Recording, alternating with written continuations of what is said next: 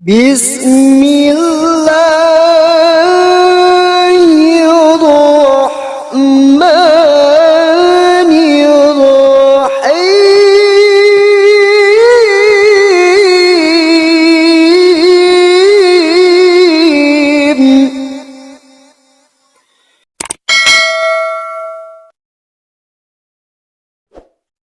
Bismillahirrahmanirrahim. Assalamualaikum warahmatullahi taala wabarakatuh. Kaum muslimin yang dirahmati Allah, semoga Allah senantiasa curahkan segala rahmat, segala nikmat yang berkepanjangan dan tiada akan berhujung dari dunia hingga akhirat kelak insyaallah. Dan Allah pun kumpulkan kita para kaum muslimin di bawah naungan aras Allah beserta para nabi, beserta para orang-orang yang Allah kasihi, Allah sayangi, Allah cintai insyaallah, di bawah naungan aras Allah kelak di mana tiada naungan selain daripada naungannya insyaallah. Amin amin Allahumma amin. Kaum muslimin, pada kesempatan sore hari ini saya akan mengunggah sebuah video yang dimana video ini adalah video reaction, yang dimana video ini mengesahkan tentang bagaimana betapa bencinya ya orang-orang yang tidak punya isi kepala ini kepada Islam, ya, orang-orang kafir yang tidak punya otak ini ya kepada Islam. Dan sebagai bukti tanda mereka ini adalah orang-orang yang sangat membenci umat Islam dikala mereka tidak mahu menggunakan akal sehatnya, tidak mahu menggunakan akal warasnya, yang dimana isi otaknya ini seperti otak udang ya, yang dimana isinya di kepalanya itu hanya isi kotoran, cerita masalah khilafah macam tahu khilafah ya, cerita masalah teroris dia juga tidak objektif melihatnya ya. Bukankah di mana Kristen menjadi mayoritas pasti zalim, pasti banyak membunuh, itu dia tidak pandang ke sana, dia tidak pikirkan ke sana. Otaknya otak jamban ya, otaknya memang diletakkan di jamban. Seandainya pun hadapan-hadapan dengan saya ludahi orang ini, saya jengkali mukanya, saya ludahi dia. Kalaupun dia melawan, akan saya rontokkan giginya itu. Ini kalaupun seandainya orang-orang seperti ini berhadapan-hadapan dengan saya. Oke kaum muslimin, demikian videonya. Shalom, silakan yang Kairi. Iya. Saya salah satu penggemar debater, tapi kali ini kita berbeda nilai. Boleh, silakan. Boleh lah. Jadi saya terus terang menganggap bahwa bangsa ini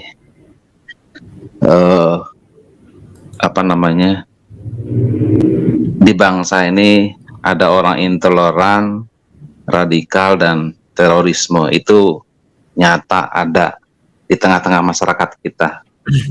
Khilafah itu bergerak terus, teroris juga ada nyata di tengah-tengah bangsa kita. Nggak tahu kapan lagi akan mengadakan serangan, kita nggak tahu apa yang akan diserang. Kita Tunggu sebentar. Menurut bro, teroris itu dari mana aja asalnya? Nah, kenapa saya tertarik kemudian belajar kenapa pelakunya siapa sih teroris itu? Kita tahu pelakunya siapa aja, kita tahu. Nah, akhirnya saya belajar siapa, kira-kira? Kenapa. Coba inisial depannya aja, kira-kira siapa? 100% pelakunya orang Islam kan. Kalau maaf bro, tunggu dulu, maaf.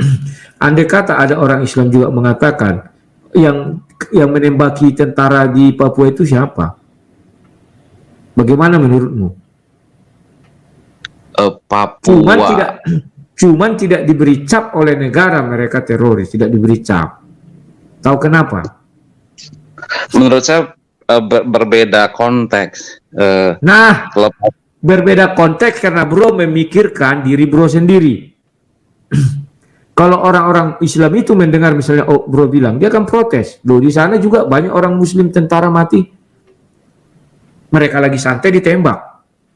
Menurut bro itu gimana itu? Nah, kalau maka dari itu jangan kita, kalau kayak gitu bro, selagi masih ada pengimbangnya, jangan kita berkata bahwa teroris itu kita cap satu agama. Jangan, teroris itu memang sifat jelek. Bahkan kalau dibilang orang, itu kan orang Kristen yang biaya teroris, mau apa kita? Paham ya? Maksud saya tolong dipahami.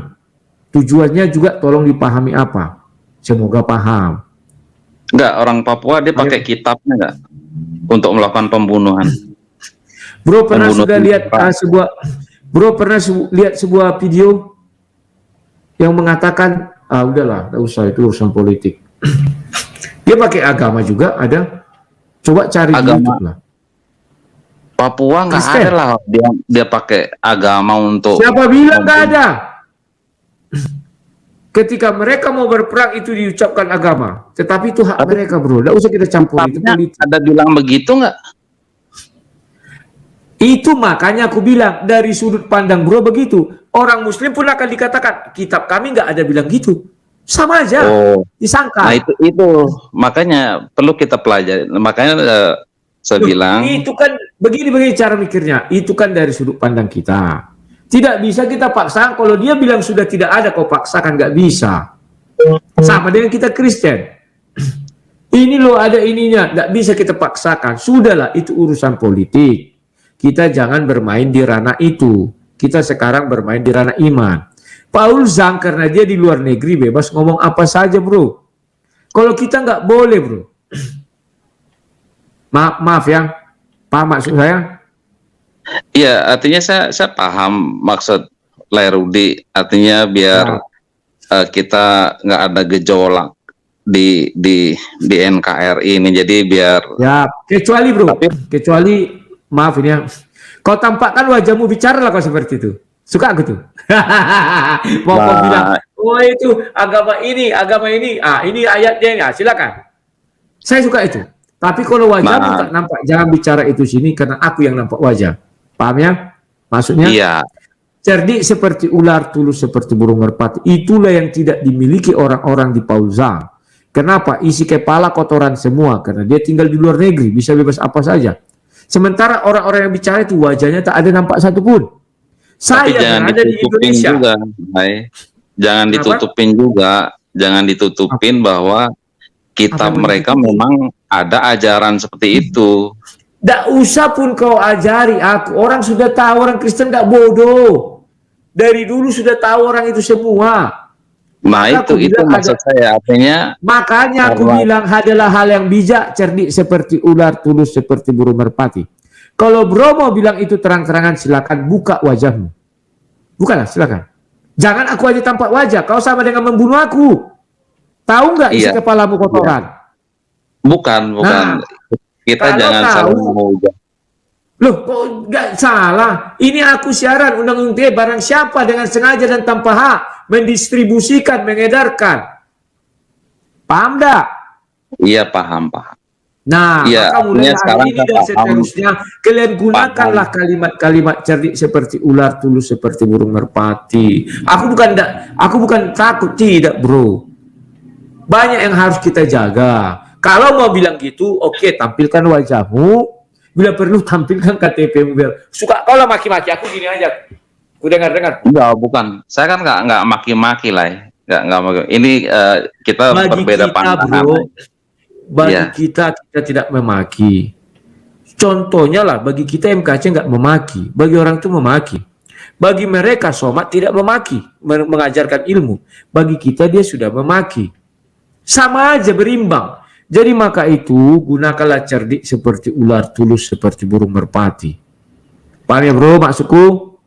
Paham. Tapi jadi tapi agak rem dikit juga bahwa bro Lai juga perlu bersinergi juga lah. Artinya jangan terlalu frontal untuk menyatakan Paul Zhang, Pak Saifuddin Ibrahim untuk menyalahkan pelayanan mereka gitu.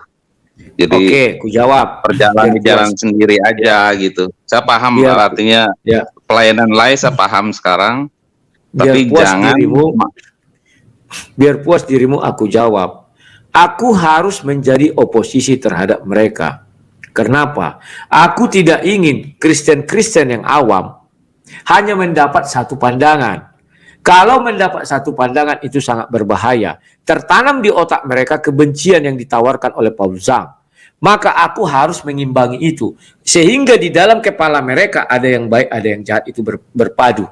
Ya, paham pertama. Yang kedua, tadi sudah kubilang sama si Trun Slayer, kalian hanya satu pandangan. Kenapa mereka tidak berani mengkritisi Yai Waloni, tak berani mengkritisi Ustaz Somad? Karena memang pembawaan mereka begitu. Itulah sebabnya saya bilang sama si Trun Slayer. Si Trun Slayer masuk ya, bukan agama tertentu. Bahwa itu yang membuat isi kepalamu kotoran. Maka kalian selalu melihat itu selalu satu pandangan. Tidak ada yang memberi pandangan lain. Kalau ada yang beri pandangan lain yang sama saja seperti Kristen, dihujat mati-matian. Itulah yang kemarin si Kul-Kul itu. Kan dia membela bukan membela lah, tapi membuat sebuah pernyataan seolah-olah bagi si AMC dan kawan-kawan yang tolol-tolol itu mengatakan si Kul-Kul itu membela si MKC. Paham maksud saya ya? Kenapa saya gini Bro Lai, sorry Bro Lai. Jadi yang ikut di channel Paul Zhang, Saifullah Ibrahim, mereka bukan membenci, artinya bukan satu pandangan, mereka juga punya bukan orang-orang sembarangan.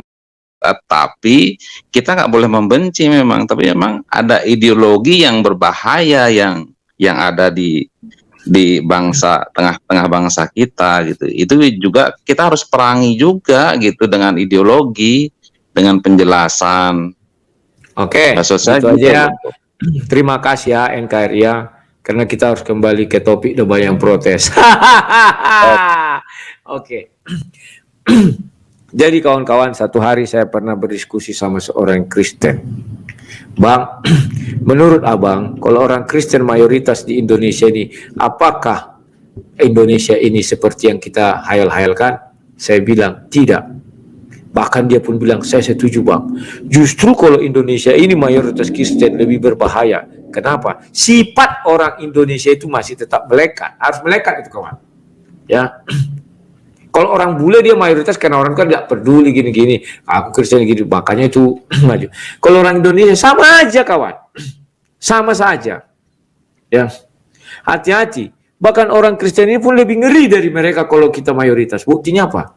Aku ajak mereka untuk memaafkan Yaya Waloni, mau nggak? Nggak mau.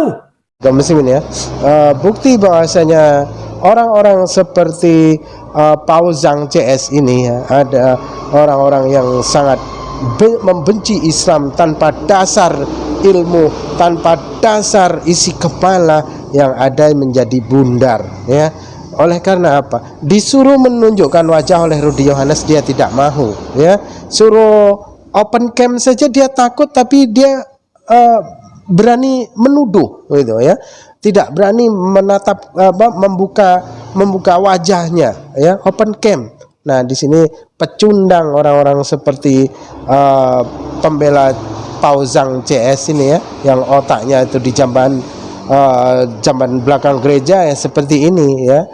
Hanya pandai menuduh, hanya pandai menguap ya, ketika mulutnya itu menguap ya, sama antara mulut dengan pantat itu sama baunya, karena mulut sama pantatnya sama dekatnya kan itu ya. Jadi apa yang keluar dari mulutnya itu sama baunya seperti yang yang keluar dari pantatnya itu. Jadi orang-orang seperti ini kaum muslimin itu menandakan dia sangat amatlah benci terhadap Islam. Jadi sehingga apa yang keluar dari mulutnya itu hanyalah sampah, kotoran yang dimana hanya memantik amarah umat Islam. Oke, demikian saja kaum muslimin yang dapat saya sampaikan. Semoga video ini menjadi sebuah ibrah bagi kita dan menjadi pengajaran bagi kita ya, agar kita senantiasa bertakwa kepada Allah dan kita taati Allah beserta Rasulnya, dan senantiasa menambahkan keimanan kita hanya kepada Allah Ta'ala saja, di mana tiada Tuhan selain daripada Allah Sang Pencipta alam semesta. Oke, demikian saja kaum muslimin yang dapat saya sampaikan. Saya akhiri video saya ini. Wassalamualaikum warahmatullahi taala wabarakatuh. Bismillah.